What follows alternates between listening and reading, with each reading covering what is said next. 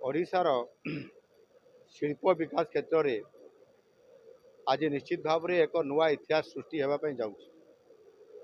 से JSW company पक्षर जो एक इंटीग्रेटेड स्टील प्लांट जो करने जाऊँगी से ऐतिहासिक मुहूर्त आज दिन जो आज ग्राउंड ब्रेकिंग अर्थात शिलान्यास जो आज करागला से जो 1,00,000 कोटी टंकार ऊर्ध्व टंकार ये इंटीग्रेटेड स्टील प्लांट जो हवापाई जाऊँगी ये निश्चित भाव ओडिशा रे तथा ए अंचल पारादीप एरसमा अंचल बहु दिन अनेक शिल्पायन को चाहूबा जो लोक मैंने देखापी चाहूले जहाँकि आम सरकार आसला आज ताकू सफल रूपायन करिबारे सुनिश्चित करि आज तार शिलान्यास आज करा जाई पारिछि। ये स्टील प्लांट दुईटी फेज रे हेबो। प्रथम फेज रे 13.2 मिलियन टन रो एवं परवर्ती फेज रे ये पाखापाखि 12 मिलियन टन रो समुदाय 24 मिलियन टन रु अधिक कैपेसिटी रो जो स्टील प्लांट हेबो यह निश्चित भाव रे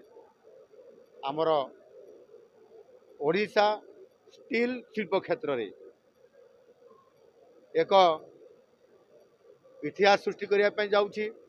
एवं भारत वर्षर ये जो स्टील हब हेबापी जो ओडिशा जाऊँगी ताहा ये पारादीप अंचल हेबा कारण बड़ सफल ये हेबापी जाऊँगी। आज जो आम तार शिलान्यास करलु से आउ गोटे एठी सीमेंट फैक्ट्री हेबापी योजना होती जो कि 12 मिलियन टन रो प्रोडक्शन हम एवं एथि कैप्टिव पावर प्रोडक्शन करेंगे जो थे आप 900 मेगावाट रो गोटे जेटी हाँपाई जाऊँगी जो थे कि समस्त जो प्रोडक्शन बा फिनिश प्रोडक्ट को जिते बड़े या जेटी माध्यम पोर्ट माध्यम बाहर को निया जबार व्यवस्था ताहा मध्य एते सहज हो पार एक ऐतिहासिक ये जे समस्त प्रकार आनुषंगिक व्यवस्था पोर्ट रेल रोड एवं समस्त प्रकार व्यवस्था गोटे जगार परिवार जो योजना थिला ताहा आज साकार हेबापी एथिरे जाउछि एवं एहा द्वारा मध्य आज एथिरे बहुत बड़ निजुक्तिर सुजोग सृष्टि होबार गोटे आज संभावना आज होती जो थे कि आज दिन में एठी हजार हजार संख्यार अर्थात पाखापाखि जिते बड़े प्लांट संपूर्ण समाप्त हम 32,000 रु अधिक युवक युवती टेक्निकल नॉन टेक्निकल समस्त प्रकार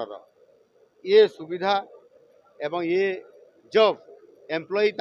ये हम एवं डाउनस्ट्रीम इंडस्ट्री आंसिलरी इंडस्ट्री यह सहित ये अंचल को जेभली भाव में आसी पहुँचब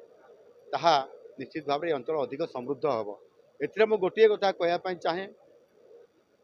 जे ए अंचल को अतीत जो सरकार थिले 2005 रु पोस्को को आनिकरी एठी प्लांट देखापी स्वप्न देखते एवं 2012 मसीहा परे